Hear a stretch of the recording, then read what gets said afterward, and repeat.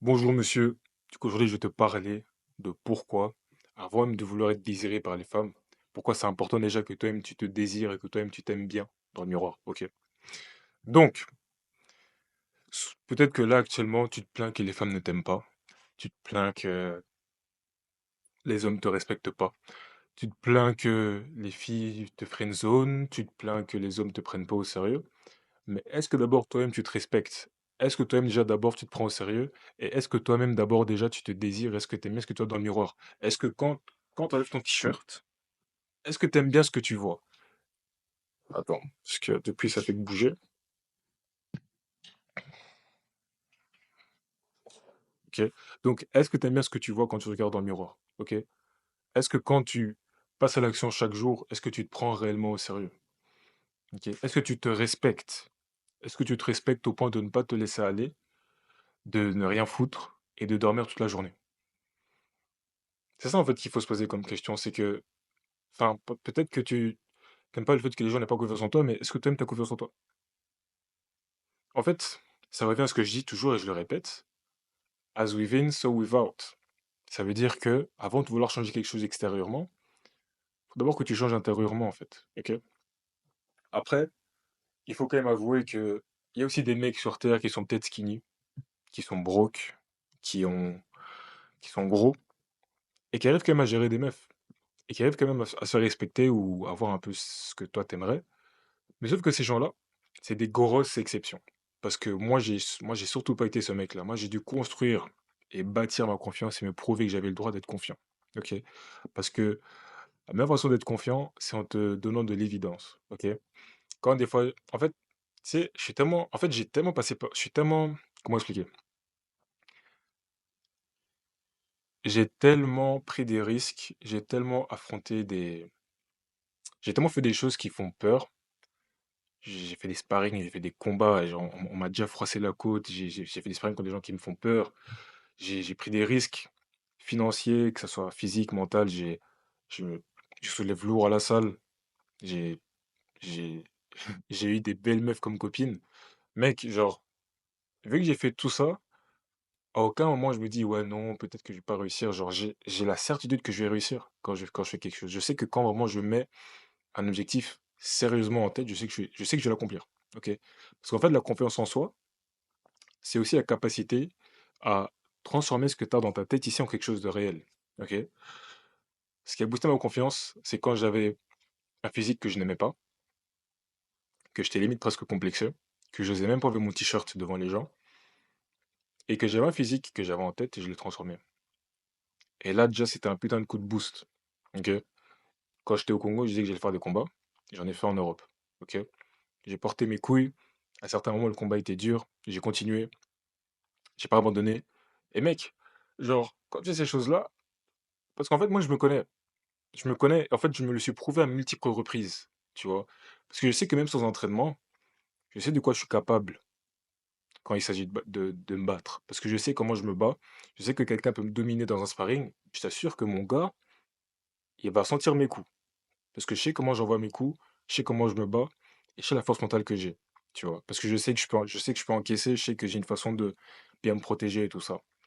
Tu vois, donc tout ça, c'est avec l'expérience, en fait. Si t'es comme moi, si t'as pas confiance en toi naturellement, et bon, ça, c'est bien, parce que du coup, tu es quelqu'un de beaucoup plus réaliste. Parce que tu sais, il y a des gens, ils ont confiance en eux, ils pensent que ça y est, ils savent se battre, tout, et après, au final, quand le jour où ils sont tapés, le jour où ils voient qu'ils savent pas si bien se battre que ça, ils sont dévastés, ils sont au bout de leur vie, parce que leur ego, il a pris un gros coup, tu vois. Alors que toi, si tu me regardes, t'es plutôt quelqu'un de réaliste.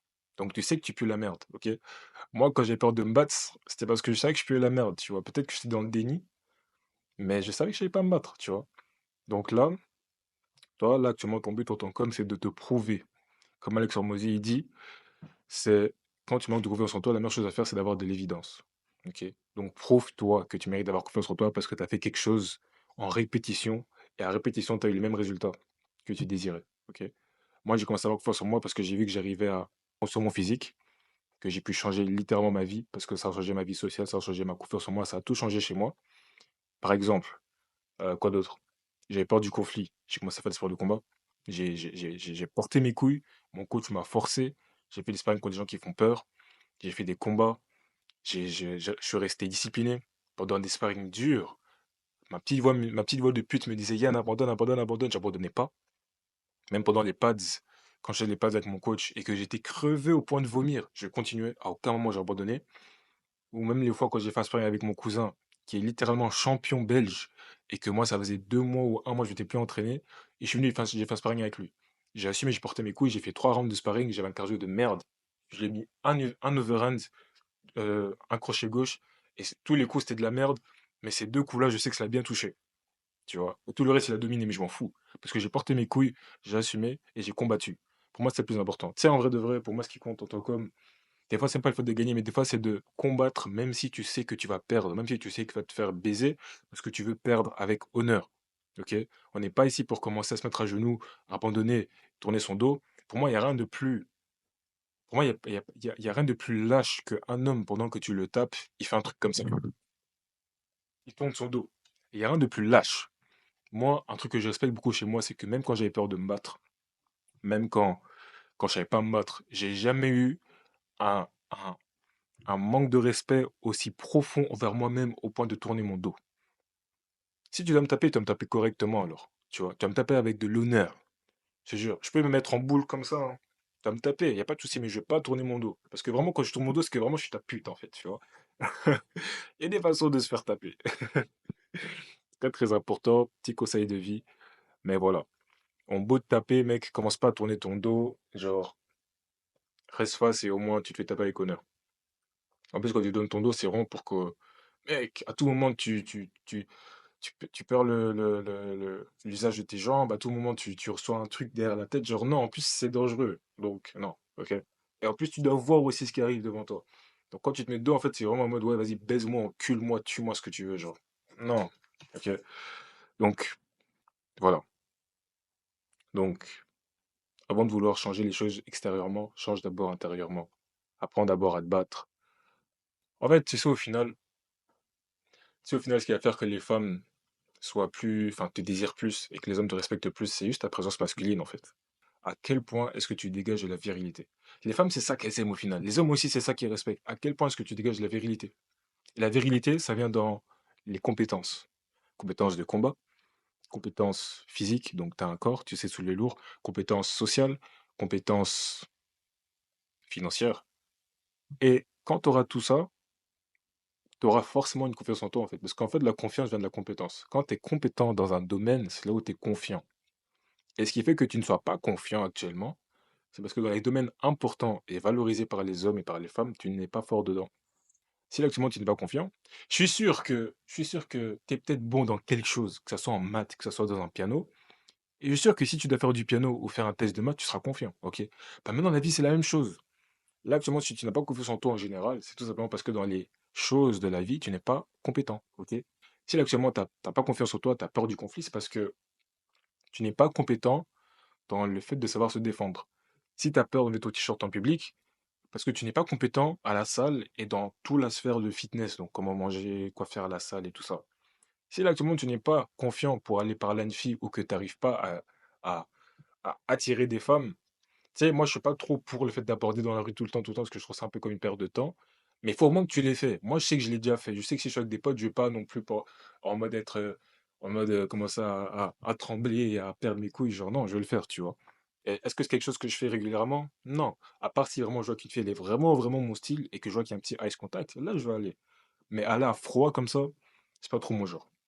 Pas trop mon genre. Je suis pas trop pour. Mais je sais que moi, je suis quelqu'un, si je parle à une fille, je sais gérer, je sais séduire. Je sais comment faire en sorte qu'une femme ne me catégorise pas en tant que son amie et directement en tant que, comment on appelle ça? En tant que partenaire de reproduction, si tu vois ce que je veux dire. Donc, très important. Et, euh, et voilà, mec, genre, il y a tellement de choses que tu dois gérer en tant qu'homme. Et soit tu râles, soit tu acceptes le jeu et tu deviens le meilleur joueur, en fait.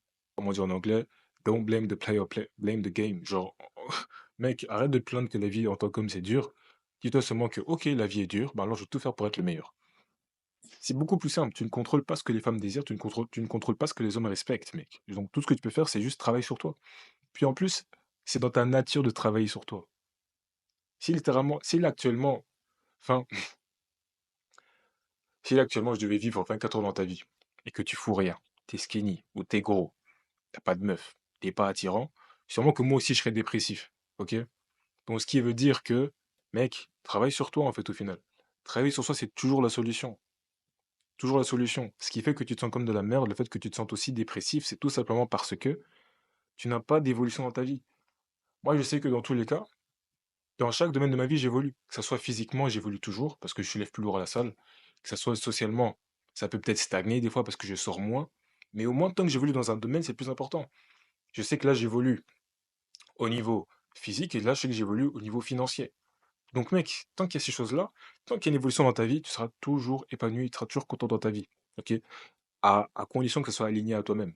À condition que tu évolues dans un truc qui te plaît réellement. Parce que moi, par exemple, quand j'évoluais à l'université, ça m'intéressait pas. Parce que, ok, mais je m'en fous en fait, tu vois. Alors que quand tu évolues dans quelque chose que tu valorises réellement, c'est tellement plus intéressant, c'est tellement plus épanouissant en fait, ok? Donc, fais les choses qui t'épanouissent, reste aligné avec toi-même et une putain de vision claire de là où tu vas aller. Parce que si tu ne sais pas où tu vas, tout ce que tu fais, ça sert à rien, clairement. C'est une perte de temps. Vaut mieux ne rien faire en fait, ok? Donc, j'espère que cette vidéo t'a aidé. Juste en dessous, il y a une petite vidéo, une petite masterclass offerte que je ferai à mes abonnés. Tu devras juste mettre ton email et dessus, il y aura vraiment le guide, comment se faire respecter, comment être désiré, comment être magnétique, sans devoir surjouer un rôle, sans devoir faire le mec frustré, le mec red pill, mais juste en étant toi-même. Ok? C'est tout qui explique ça, c'est juste en bas. Et ensuite, il y a aussi mon Instagram, si tu veux me poser des questions. Il y a aussi mon Telegram, il y a vraiment tous les insights de ma vie. Donc là, il y aura vraiment toutes mes conneries, tous mes 400 coups, et beaucoup de valeur aussi que j'apporte là-bas, parce que faut que tu saches que avant que je fasse une vidéo YouTube, avant que je fasse un réel Instagram, avant que je fasse une story, avant que je fasse quoi que ce soit, Telegram, c'est qu'ils reçoivent ça en live. Par exemple, cette vidéo aussi, entre le Telegram que j'ai envoyé et cette vidéo aussi, il y aura sûrement 2 semaines d'écart. Donc, voilà. En plus, là-bas, il y aura aussi tous les petits insights de ce que je fais de ma vie, avec qui je traîne, peut-être même des femmes. Donc, mon gars, si tu veux rien rater, si tu veux voir l'évolution, si tu veux rejoindre le mouvement, tu sais quoi faire. Sur ce, je vais te laisser. Prends soin de toi. Ciao, ciao.